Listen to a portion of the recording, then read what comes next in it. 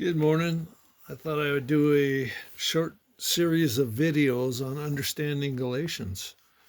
I did a whole long message last Sabbath about, I think there was 24 things that help us to understand Galatians the way that Paul meant it to be understood. And I think that many in the Christian world, many in the Hebrew roots world misunderstand Galatians for different reasons. So I just thought I would mention some things that I think have helped me understand it. One, we need to understand what Paul meant by his former manner of life in Judaism. In other words, is Torah equal to Judaism, or are they separate things? That needs to be discussed. What was circumcision in the first century? What did it represent? It wasn't just the act of circumcision, but what did it represent? Another subject is justification. What does justification mean? Is it presented as a forensic, legal status, permanent status, or does it mean something else in Paul's mind? Another thing is works of a law. Your Bible most likely says works of the law. If you look in the Greek, it does not say that. When Paul speaks of works of the law, he never, either in Romans or Galatians, says the law. So what does he mean by that? And who are these false brothers? What was this group that followed Paul around? Were they promoting keeping God's law, or were they promoting something else? Another subject is spirit versus flesh. Is it the Holy Spirit versus my sin nature, or does Paul mean something else by that? Overall, what is the purpose of the letter? Is it grace versus works? Faith versus works? Is it don't obey or you fail the grace of God? Another, why does Paul make a point to go back to Abraham and not just to Moses? What does he mean by that? So all these things we just want to answer. Is Paul fighting obeying Yahweh's laws? If not, what is he fighting? To think that Paul is fighting against teaching Gentiles to obey God's law would pretty much go against his entire being. If you read, there's like 28 passages or verses that speak of Paul being pro-Torah. So bottom line, to properly understand Galatians, we must start with understanding what Paul meant by his former manner of life in Judaism. This is chapter 1. This will help us to understand the social world, the religious world, the identity framework Paul is talking about when he says, I advanced in Judaism beyond many of my own age, in Galatians 1:14. So the big question is, was Paul anti-law? Does he ever speak negatively towards Yahweh's law? Ever? Did Paul come to preaching a new religion formed by Yeshua, or the restoration of Yahweh's quote-unquote religion? Did Paul teach a different faith than the other apostles that Yeshua taught for 3 years? Did Paul ever teach his apostles that Yahweh's law would be abolished and replaced by simple belief and facts about him? Did Paul suffer from multiple personality disorder? When he's speaking to Festus, he says, I believe everything in the law and the prophets and do my best to live blamelessly before God and men in them because of the resurrection of the righteous and the unrighteous. And then to the Galatians, oh no, don't keep the law. Did Paul say something different to different groups in order to get them to accept Yeshua? Or was Paul honest all the time?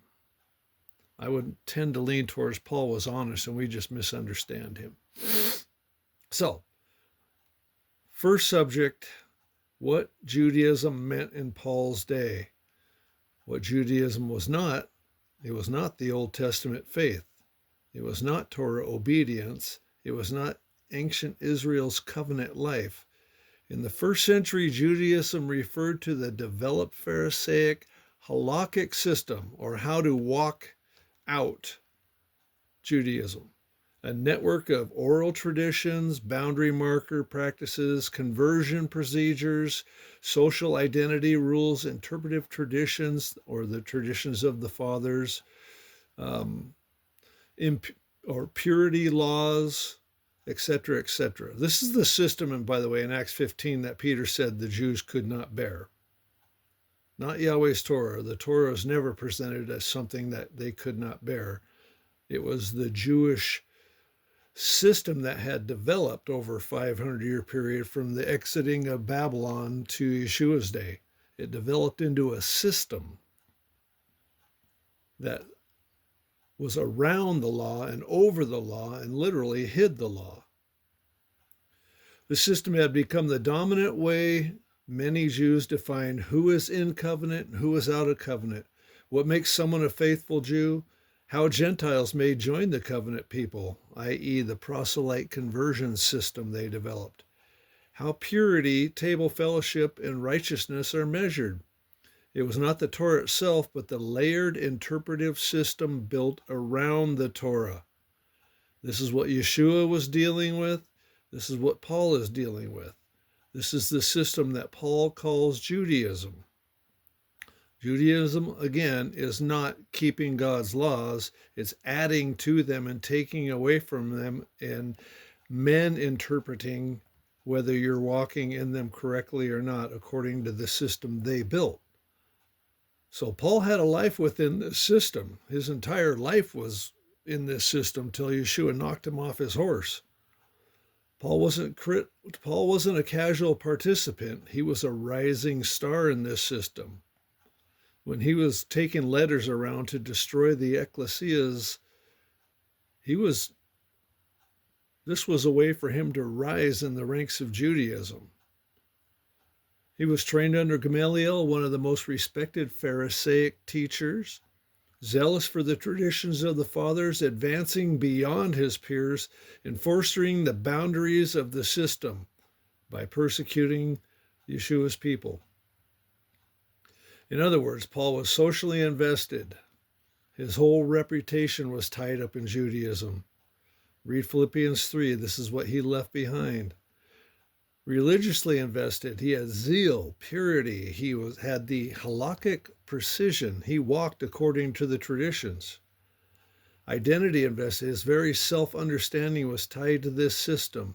Again, read Philippians 3. This is what he's leaving behind. He's not leaving behind obeying Yahweh. That's ludicrous. So he was deeply embedded in the Pharisaic Judaism as a way of life. What he left behind?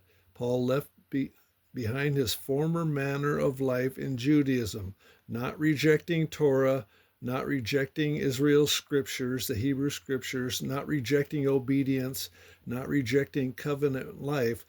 What he's leaving behind is the Pharisaic halakhic system, and I emphasize system, the conversion law that made Gentiles become Jews in order to be part of God's people, the ethnic boundary markers that defined covenant identity, the social hierarchy that privileged Jews over Gentiles, a tradition-based righteousness that measured zeal by conformity to that system, not by conformity to God's laws.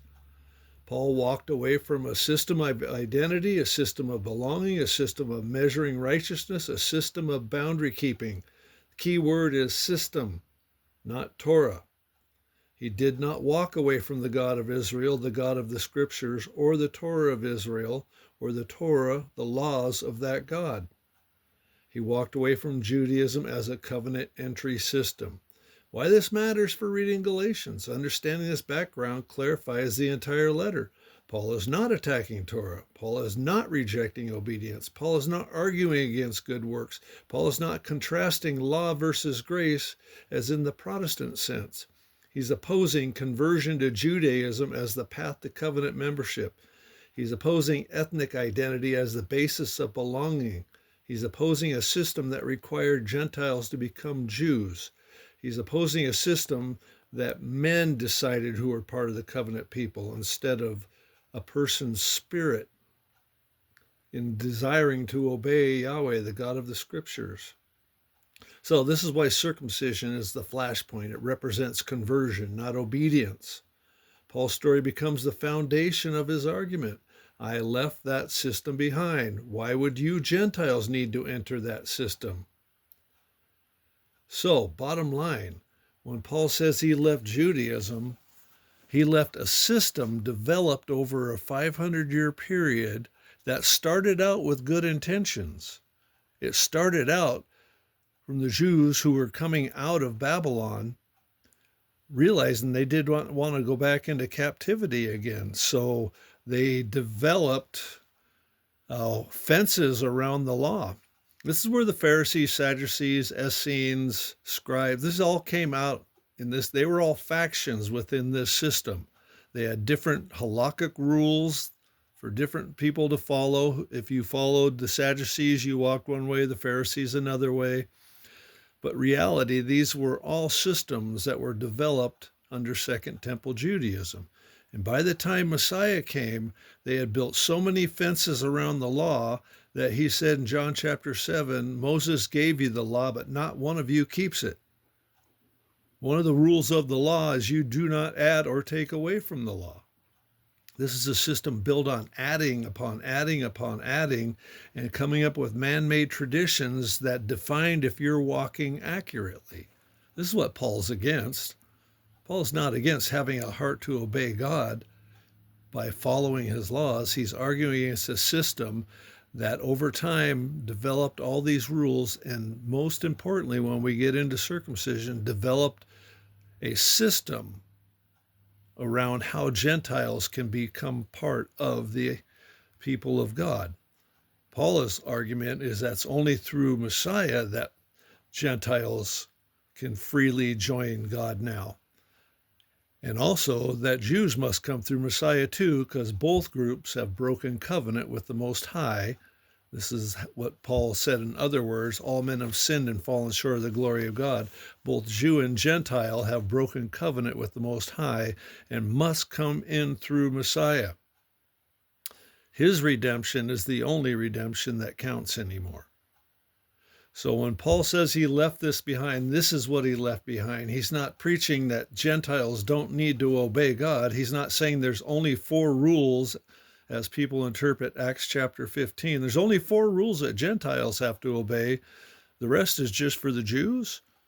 No, read Ephesians. There's one faith, one baptism, one Lord, one Spirit, one everything. Jews and Gentiles are one in Messiah. There is no hierarchy. There is no set of rules for Jews that Gentiles don't keep, and no lack of rules for Gentiles that Jews have to keep. We are all under the same banner, worshiping the same God, the God of the Scriptures, through the offering of Yeshua.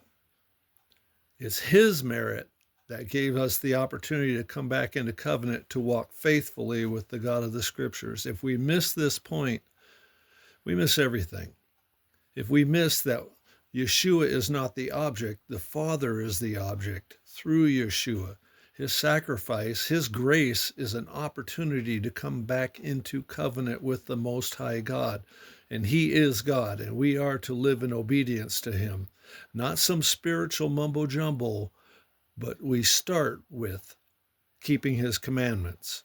Read 1 John chapter 2. He makes it very clear. If you say you've come to know him and you don't keep his commandments, you're a liar and the truth is not in you. And he clarifies the commandments in chapter 5. They're the commandments of God. What other commandments could they be? They're not new spiritual commandments. The law is not a new spiritual law. It's the same law. Now, some things we can't do because we're not in the land. There's not a physical priesthood. There's not a physical tabernacle. We do these, are the sacrifices that we give are spiritual sacrifices of praise and thankfulness and a spirit of obedience. Read Ezekiel 36. I will give you a new spirit. I will put my spirit in you to obey me. We are to obey. Paul believed in obedience. Romans starts and ends with bringing obedience of faithfulness to the Gentiles. So I hope this is helpful. We're going to go through many other points, but this is a key one, what Paul left behind, because we've been taught at least I was taught, that Judaism equaled law obeying. But no, Judaism was a system that actually did away. He says your traditions annul the law of God in Mark chapter 7 and Matthew 15.